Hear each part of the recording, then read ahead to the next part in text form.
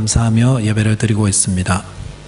37년 전 하나님께서 이 교회를 이 땅에 세우시고 이 교회를 통해서 하나님의 나라를 만들어 가시고 세워 가시는 줄을 믿습니다.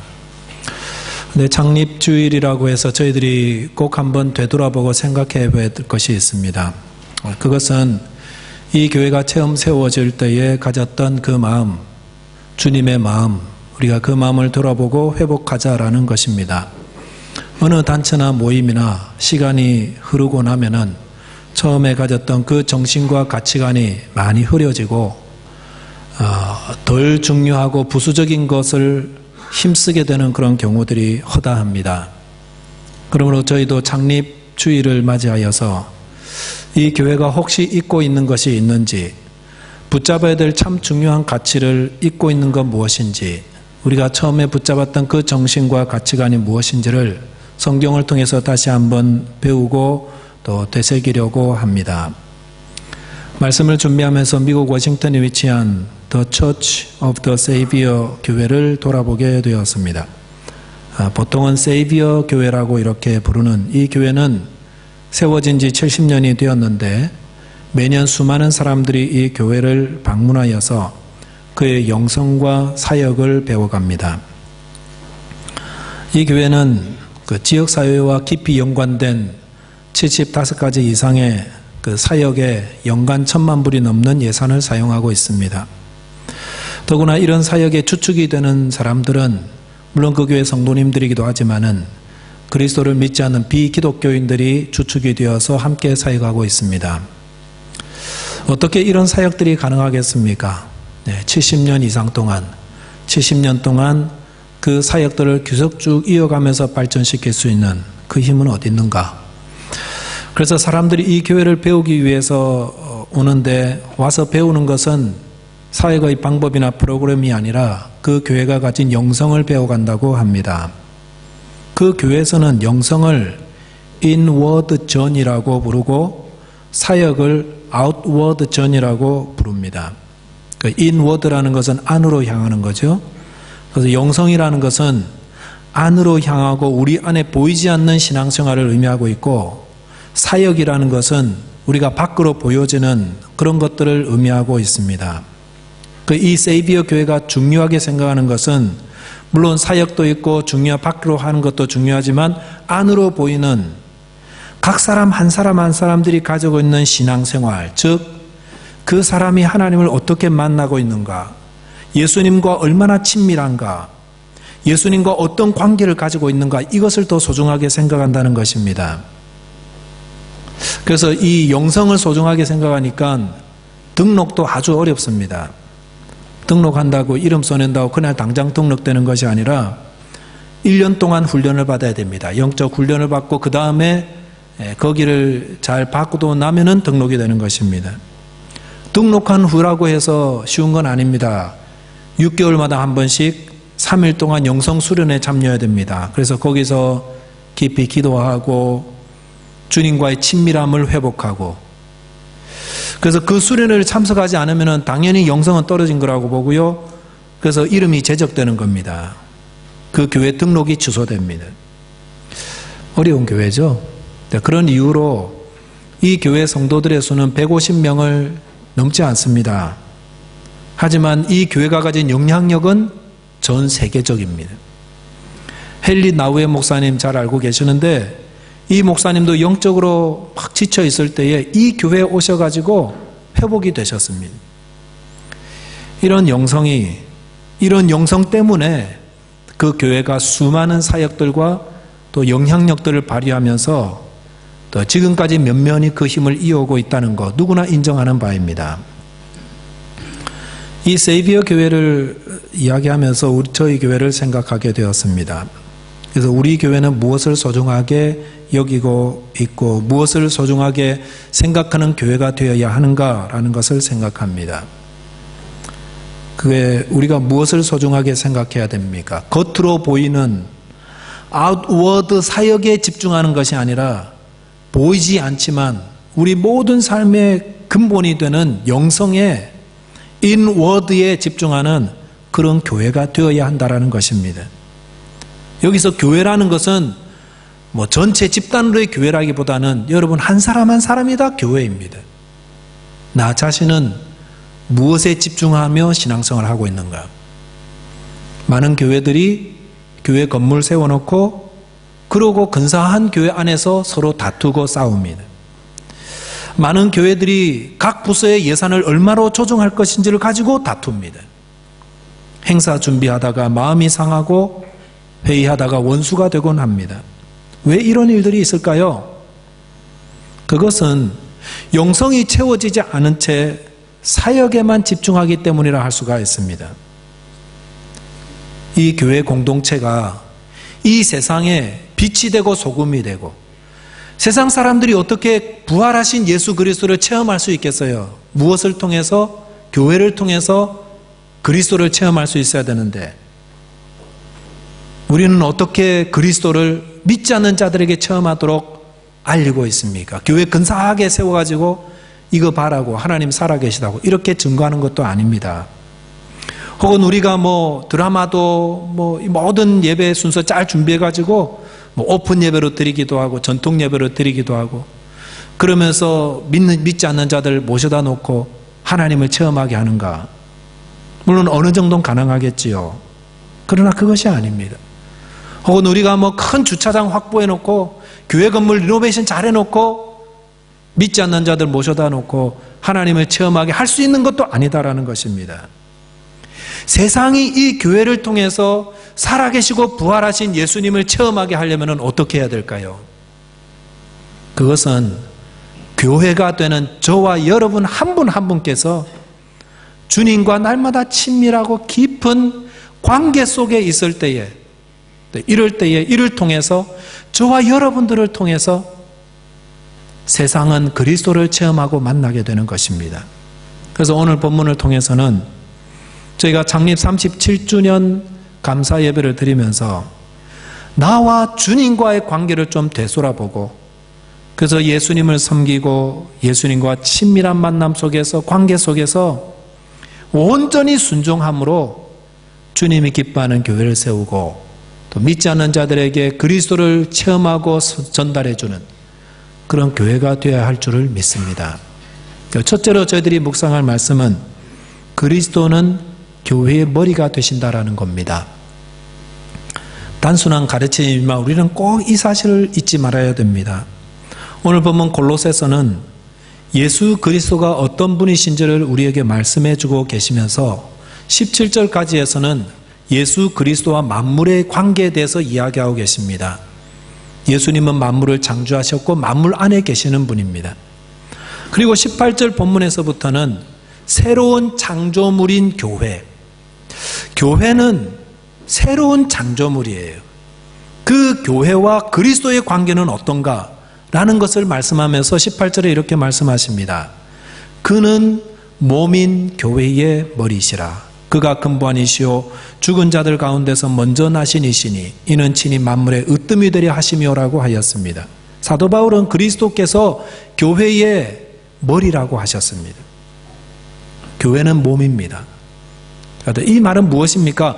저와 여러분들의 성도들의 모임인 이 교회, 여러분 교회는 건물의 교회도 있겠지만은 원래 교회의 의미는 부름받은 자들의 모임을 의미하고 있습니다. 저와 여러분들이 하나님의 자녀로 부름받은 자들이 함께 모인 것이 교회 아닙니까? 그래서 이 모임의 머리가 곧 예수 그리스도라는 것입니다. 교회의 머리는 예수 그리스도이십니다. 그래서 몸은 항상 누구의 가르침을 받습니까? 머리의 가르침을 받습니다. 그래서 교회 역시도 항상 누구의 가르침을 받습니까? 예수 그리스도의 가르침에 전적으로 순종하는 것입니다. 몸이 가장 건강하고 가치 있는 삶을 살 때는 언제이겠습니까? 늘 머리의 가르침을 따를 때입니다. 마찬가지로 교회가 가장 복되고 가장 건강하고 가치 있는 교회가 되려면은 예수 그리스도의 가르침을 날마다 따르고 순종하면 되는 것입니다. 그래서 우리는 얼마나 예수 그리스도의 가르침에 민감하게 또 재빠르게 반응하고 순종하고 있는가, 그것이 교회의 건강을 척도할 수 있는 기준이 됩니다. 우리가 눈으로 보고 머리로 생각해서 손과 발로 내려가는 이 신경 전달 속도가 얼마나 빠른지 세계적인 테니스 선수들이 서브를 하면은 약 200km, 때로는 그거 이상 나오기도 합니다. 근데 정말 놀라운 건 그런 속도로 날아오는 공을 또 받아내요. 그것은 우리의 몸과 머리 사이에 오가는 신경 전달 속도가 200km 더블이 된다는 거예요. 2배가 된다는 것입니다. 그거보다 더 빠른 속도로 신경이 전달 속도가 빠르다는 것입니다. 눈이 200km로 오는 그 공을 보면서 머리로 보내겠죠. 그러면은 그걸 받아가지고 머리가 계산해가지고 손과 발로 움직이도록 또 속도를 받게 하잖아요. 반응하게 하잖아요. 왔다가 갔다가 하는데 200km로 오는 것을 받아내는 것입니다. 그러려면은 어떻게 해야 될까요? 이렇게 빨리 신호를 받아가지고 발과 손이 그 공을 받아내려면은 몸과 머리가 긴밀한 관계 속에 있어야 됩니다. 주님의 교회 역시 마찬가지입니다. 주님과 또 교회 한 분 한 분들이 긴밀한 관계 속에 있어야 건강한 교회, 건강한 사역을 이룰 수가 있다는 것입니다. 그래서 성도들은 머리를 써야 돼요. 머리이신 예수 그리스도를 따르고 그분의 가르침에 순종해야 됩니다. 얼마 전에 페이스북에 나온 영상을 보니까 도로에 차가 하나 전복되었습니다. 그러자 길을 가던 여러 차들이 서고 거기서 사람들이 달려오고 그래서 뒤집어진 차를 세우는 그런 일을 하고 있었습니다. 모두 한마음이 되어가지고 사고 난 차의 운전자를 구조하려고 애쓰고 있는데 근데 힘을 모아서 차를 어느 정도 세우고 난 후에 몇몇 사람들이 반대편으로 달려가는 것입니다. 왜 달려갔을까요? 보신 분들은 아시겠지만 차를 세워놓고 그냥 놓아버리면 쾅 떨어지면서 그 충격으로 차 안에 타고 있는 운전자가 더 다칠 수 있기 때문에 그래서 세울 때도 조심스럽게 내려놓는 것이었습니다. 그래서 그 영상을 보면서 들었던 생각은 우리가 남들을 도울 때에 머리를 써야 하는 거구나. 무조건 힘과 의욕만 가지고 차 세우겠다고 막 뒤집어가지고 쾅 해놓으면은 상황을 더 어렵게 만들고 다치지 않을 사람도 더 다치게 만드는 그런 일을 겪을 수가 있겠구나. 주님의 교회도 머리를 써야 됩니다. 머리 되신 예수 그리스도의 그분과 깊은 친밀한 만남 속에서 그것을 통해서 교회로서의 사명을 잘 감당하게 될 때에 칭찬 듣는 교회가 된다는 것입니다. 예수님은 머리이시고 우리는 지체입니다. 그러므로 늘 머리 되신 예수 그리스도의 가르침, 인도하심 그것을 따르고 예수 그리스도와 깊고 친밀한 관계, 만남 탁 보면 알아요. 예수님 무슨 생각하는지 보기만 알아요. 200km, 400km 속도로 알고 반응하고 그것이 바로 영성이라는 것입니다. 영성이 준비되어 있지 않고 겉으로만 하는 사역에만 치중하다 보면은 꼭 다칩니다. 상처를 입습니다. 저는 목회하면서 많은 분들이 많은 마음의 상처를 받고 좌절하는 것들을 보아왔습니다. 어느 정도 신앙생활 하신 분들이 이제 직분을 맡을 거 아니에요? 그리고 뭐 사역을 하게 되고 봉사를 하게 되면서 어느 순간 상처를 입고 숨어버리는 그런 일들이 참 많더라는 것입니다. 더 이상 아무 일도 하려고 하지 않아요. 왜 그런 일을 잊는 것입니까? 다른 이유 때문이 아니라 뭐 교회 문제, 뭐 사람들의 문제 이런 문제가 아니라 자기 영성의 문제라는 것입니다. 주님과 깊고 친밀한 만남이 있어야 되는데 사역한다고 거기에 집중하다가 영성은 챙기지 못하니까 무너져 버린다는 것입니다. 예수님만큼 거칠게 사역하셨던 분이 어디 계십니까? 예수님을 따랐던 사람들의 말과 행동 보십시오. 얼마나 거칠어요. 무례하기 그지없어요. 걸핏하면은 자기들끼리 누가 높은지 가지고 싸우고 있고 눈치는 없어가지고 예수님 지금 십자가 달리실 거 생각하면서 깊이 고민하고 계시는데 옆에서 쿨쿨 잠자고 있어요. 그리고 예수님 이들이 어떻게 될지 다 아시잖아요. 예수님 잡으러 군대가 오면은 이들 다 부인하고 도망갈 거 다 아시는데 예수님 그들로 인해서 상처받으셨습니까? 아니죠. 예수님은 그들을 불쌍히 여기셨습니다. 끝까지 그들을 사랑하셨고 그들을 위해 기도하셨습니다. 예수님은 왜 상처가 되지 않고 그들을 사랑하며 끝까지 그들을 사랑할 수 있었겠습니까? 그것은 영성 때문이죠. 어떤 영성입니까? 보이지 않는 영성이에요. 예수님은 하나님과의 관계가 늘 친밀했어요. 그래서 새벽에 아침 일찍 일어나서 한적한 곳에 가서 하나님과의 깊은 만남, 기도, 교제를 가지셨습니다. 그리고 사역을 마무리하고 저녁 식사 후에 또 한적한 곳에 가서 하나님과 기도하고, 그래서 친밀한 관계가 계속 이어지고 있으니까 사람들에게 어떤 상처, 무시 이런 거 당해도 상처가 되지 않는 것입니다. 몸의 지체가 가장 건강할 수 있는 것은 머리와 친밀한 관계와 소통 가운데 있을 때인 것처럼 성도들은 어떻게 해야 됩니까? 제일 중요한 것은요, 주님과의 만남과 관계라는 것입니다. 프로그램과 방법에 매이기보다는 주님과의 친밀한 만남과 그 관계 속에 있을 때에, 그럴 때 주님이 우리를 책임져 주시고 우리를 건강하고 아름다운 교회로 인도하신다는 것입니다. 저와 여러분들께서 힘써야 될 것, 날마다 기도와 말씀으로, 여러분 그냥 기도하지 마시고요, 그냥 말씀 보지 마시고요, 기도하며 말씀 보시면서 주님을 만나셔야 됩니다. 주님과 친밀한 관계가 있어야 됩니다. 이를 통해서 주님의 말씀에 온전히 순종하심으로 저와 여러분 한 분 한 분들이 건강하고 복된 교회에 세워가게 되시기를 주님의 이름으로 축원드리겠습니다. 두 번째는, 교회는 구원의 소망을 전하는 곳이 되어야 됩니다. 이것은 주님과 친밀한 만남과 관계가 있는 분들이, 그런 교회가 무엇을 해야 하는가에 대한 말씀입니다. 교회가 뭐 해야 되죠? 답은 간단하죠. 머리가 원하시고 머리가 말씀하시는 것을 하면 되는 것입니다. 머리가 뭘 원하십니까? 본문 20절에 보시면은 예수님 무엇을 행하셨는지를 말씀하고 있죠. 그의 십자가의 피로 화평을 이루사 만물고 땅에 있는 것들이나 하늘에 있는 것들이 그로 말미암아 자기와 화목하게 되기를 기뻐하심이라라고 하였습니다. 예수님이 뭐 하셨습니까? 교회의 머리 대신 그리스도께서 행하신 것은 화목함이라고 하였습니다. 하나님과 사람들 사이에, 사람들이 원래 하나님과 화목한 자였는데 아담의 범죄로 인하여서 하나님과 원수가 되었습니다.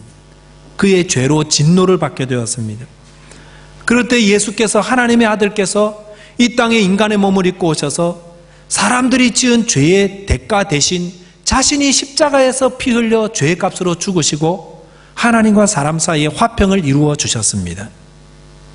그리고 지금도 하나님은, 예수님께서 하나님과 사람 사이에 아직도 원수간에 되어 있는 자들 속에 오셔서 화평을 이루고 싶어 하십니다. 그것이 주님의 뜻입니다. 그래서 주님은 이 땅에 잃어버린 자를 찾아 구원하러 오셨다고 하셨습니다. 그것이 머리 대신 예수님의 생각이요 뜻입니다. 그렇다면 우리 바디는 뭐 해야 됩니까? 그 일에 해야 될 거잖아요. 그 일을. 누가복음 15장에 보시면 예수님 세 가지 비유를 말씀하시죠. 잃은 양 비유, 잃어버린 동전 비유, 잃어버린 아들 비유. 근데 거기에는 세 명의 사람이 나오는데 양을 잃어버린 목자, 동전을 잃어버린 여인, 아들을 잃어버린 아버지가 나옵니다. 이 세 분의 공통적인 특징이 뭡니까? 온통 잃어버린 것에 정신이 박혀 있는 거예요. 이거 언제 찾나 이 생각하는 거예요. 제가 이번 휴가를 가면서 저도 참 이해하기 힘든 그런 일을 했는데, 그게 뭐냐면, 제가 한 건 아니지만 픽업해주는 차량에서 제 휴대전화를 떨어뜨리고 공항 안에 들어가 버린 겁니다. 부정하고 싶어서 잃어버린 사실을 막 뒤졌는데요, 안 나오는 거예요. 나중에 알고 보니까 픽업 차량에 그게 있다는 걸 알게 되고 조금 안심이 되었고, 휴가 후에 손에 잡고 나서는 그때 좀 안심이 되었습니다. 소중한 걸 잃어버렸을 때에 잃어버린 사람의 마음은 온통 무엇입니까? 그걸로 가득 차 있습니다. 아끼는 우산, 그거 잊어버리면 온통 그거에 맺혀 있어요. 주님께서 누가복음 15장 비유를 통해서 우리에게 잃어버린 죄인들을 하나님이 온통 생각하고 있다는 것을 말씀하고 있지 않습니까? 머리 대신 예수님께서 온통 뭘 생각하고 있을까요? 잃어버린 한 영혼 생각하고 있다는 것입니다. 예수님께서 오신 이유는 화평케 하기 위함이십니다. 아직도 하나님과 화평한 관계 맺지 못한 분들이 예수님으로 말미암아 하나님과 화평한 자 되게 하기 위한 것, 이것이 머리 대신 예수님이 늘 생각하고 바라시는 건데, 예수님의 마음을 아는 성도들은 어떻게 해야 될까요? 오늘 바울을 보니까 복음의 증인으로 살아간다고 하지 않습니까? 저와 여러분들께서 주님과 친밀한 만남과 그분의 마음에 소통하고 있다면 우리가 해야 될 것, 주님의 일을 하게 될 것입니다. 세이비어 교회가 처음 세워질 때에 그들은 다 주님과 친밀한 관계를 누리고 있었습니다. 그러면서 서로 지역사회에 뭔가를 주님이 하기 원하시는데, 그게 가난한 자들의 집을 도와주고 그들이 살 거처를 마련해 주는 거라는 그런 마음으로 하나가 되었습니다. 그런데 그들 가운데에 가난한 자들에게 집을 어떻게 주택을 제공하는 거 경험 있는 사람도 없고 지식 있는 사람도 없었습니다. 그러나 그들 가운데는 주님의 마음을 순수하게 받아들이는 순종하는 마음이 있었고요. 그래서 아파트 2동을 사서 그 일을 시작했는데, 지금은 800명이 넘는 사람들이 세이비어 교회가 제공하는 주택 제공 사업의 혜택을 누리고 그러면서 도움을 얻고 살아가고 있습니다. 주님께서는 잃어버린 자를 찾아 구원하고 싶어 하시고 또 우리에게 그 일을 하도록 원하시고 계십니다. 우리 교회가 해야 되는 게 뭡니까? 먼저는 한 분 한 분들께서 예수님과 친밀한 만남이 있어야 돼요. 말씀과 기도 그냥 허투루 읽지 마시고, 형식적으로 기도하고 말씀 읽지 마시고, 말씀을 통해 기도를 통해 주님을 조금이라도 만나셔야 되는 것입니다. 그리고 주님의 마음을 아셨다면 온전히 순종하시면 되는 겁니다. 나는 어떻게 할 줄 몰라도요, 온전히 순종하면 100배, 60배, 30배 놀라운 열매가 맺혀질 것입니다.